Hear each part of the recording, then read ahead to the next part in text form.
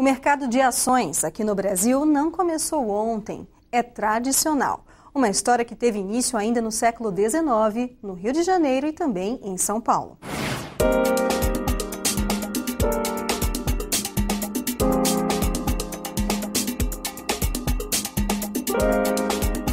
Foi no Rio de Janeiro do século XIX, nas movimentadas ruas do centro da antiga capital do país, que surgiram as primeiras rodas de negócios de títulos, câmbio e ações de empresas. Além das ruas, este prédio, conhecido como Praça do Comércio, na Rua Direita, abrigava os corretores que trabalhavam na informalidade. As ações de companhias eram representadas por papéis como estes. Dentro da bolsa, a evolução dos preços era anotada numa lousa de pedra. Tamanha foi a procura que os ativos tiveram supervalorização e depois queda acentuada numa crise conhecida como encilhamento no fim do século XIX. Neste mesmo período surgiram os primeiros negócios na região central de São Paulo, em meio à euforia econômica da produção de café e das grandes construções na cidade.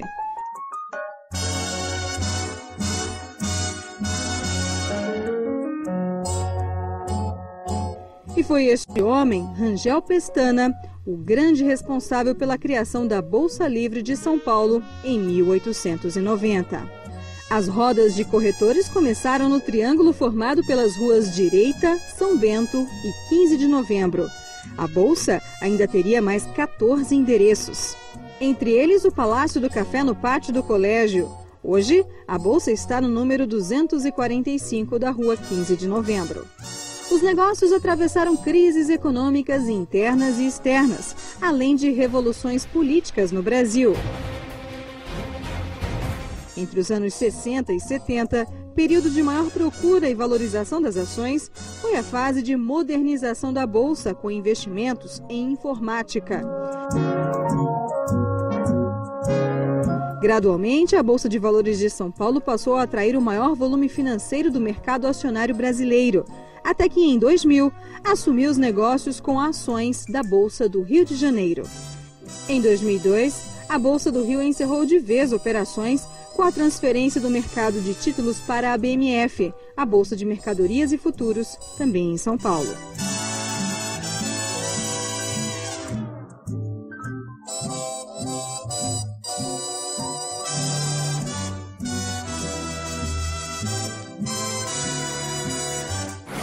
Professor Celso Grise, embora a crise sempre abale as bolsas de valores em todo o mundo, tem alguns números muito interessantes sobre a Bovespa, BMF e Bovespa. Recordes atrás de recordes, mesmo nos anos em que o índice Bovespa perde.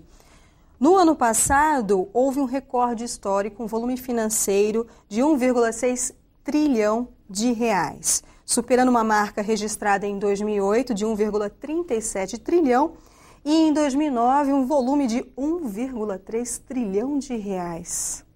São números muito animadores. Mostra claramente, primeiro, que o investidor brasileiro, nacional, começa realmente a acreditar no mercado de capitais de uma maneira definitiva. E, por outro lado, mostra como as nossas ações e o nosso mercado de capitais é capaz de atrair com vigor o capital estrangeiro. É dinheiro que vem dos Estados Unidos, da Europa, que vem do mundo árabe, à busca dos lucros que as empresas nacionais são capazes de produzir. E com isso tudo reflete num desempenho notável da Bolsa de Valores de São Paulo.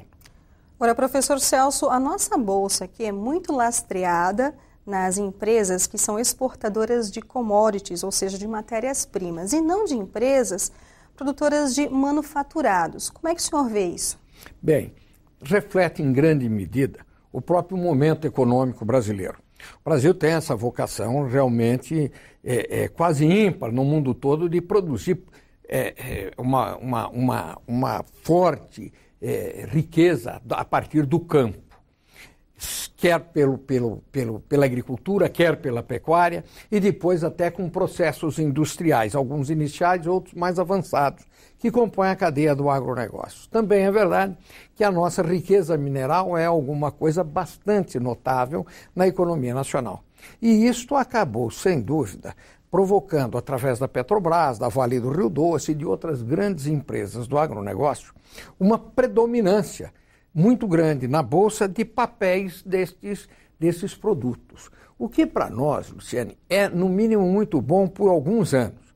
Claro que também nós não podemos esquecer que nós temos indústria até de alta tecnologia na Bolsa de Valores, como uma Embraer e outras que também existem com grande pujança. Agora, a nossa economia deve, nos próximos anos, a partir do plano de recuperação da indústria brasileira que acaba de ser lançado, ganhar um novo papel e, portanto, uma nova presença na Bolsa de Valores de São Paulo.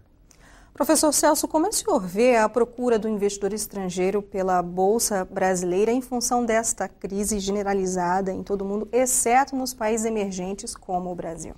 Bom, em primeiro momento, é óbvio que qualquer crise mundial assusta investidores e olhando para países emergentes, reconhecendo um risco maior do que nas economias desenvolvidas, eles acabam saindo, recuam, promovem uma certa fuga de capitais no Brasil.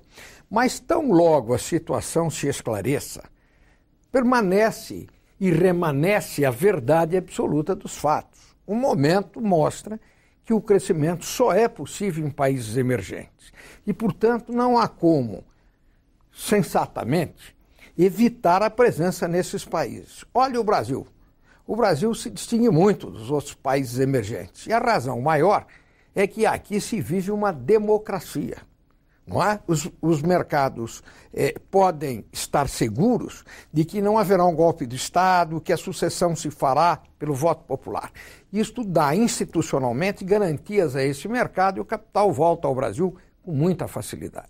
E não se esquecendo, professor Celso, que a estabilidade econômica brasileira que permite essa maior procura pela Bolsa Brasileira é muito recente, começou com a implantação do Plano Real em 1994. O Cifras e Safras fica por aqui. Agradecemos a equipe de TV da BMF Bovespa que nos ajudou a contar a história da Bolsa Brasileira. Também queremos agradecer a New York Financial Press, empresa de comunicação que fica dentro da Bolsa de Valores de Nova York. Foi esta equipe que nos ajudou a fazer a cobertura exclusiva dentro da NYSE. No próximo programa, o último da série especial nos Estados Unidos, vamos falar sobre a situação atual no mercado de ações, a crise e a perspectiva de recuperação. Se você ficou com dúvidas ou quer dar sugestões, entre no nosso site que é o www.cifrasesafras.com.br. Aproveite também para conferir os podcasts, as versões reduzidas para a rádio do nosso programa. Uma bela semana para você e até mais.